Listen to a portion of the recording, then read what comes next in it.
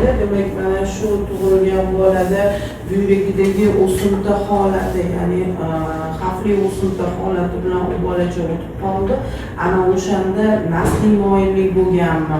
Bu mani avlodimda yo'q, sanikida bor degan gaplarni eshitdik. Ana o'shani hisobiga tekshirtirmoqchimiz. Keyingi bolada ham bu muammo bo'lmasmikin deb shu uchun keldik. Onkologiya holati, o'simta holatlari to'g'ri qisman nasliy ham bo'lishi mumkin, lekin yeyotgan mahsulotlarimizga sabab bo'ladi. O'tkazgan asoratli boshqa qo'shni a'zolarning kasalliklari ham shu narsaga sabab bo'lishi mumkin. O'zi tug'ilishida bola demak travma bilan tug'ildi, boshiga gematoma holati bilan tug'ildi. U gematoma operatsiyagacha yetib bordi.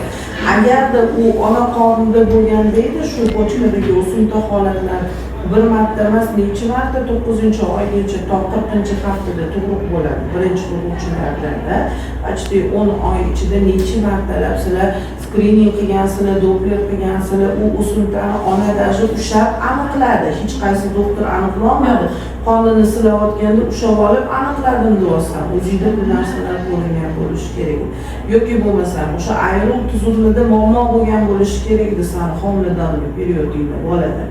Masalan, hattoki gidronefroz holatlari bo'lsa, ham biz ko'ramiz mana shu holatni homiladorlikda bolani bochkasida bunaqa muammo ekan, tug'ruq bo'lgandan keyin bu mutaxassisga ko'rinish kerak degan maslahatlarni beramiz. O'shaning uchun bu narsa bo'yicha bitta genetikka ham murojaat qilib qo'yasan. Hozirgi holating 7 oy davomida homila yo'qligi biz o'sha lecheniya qilamiz.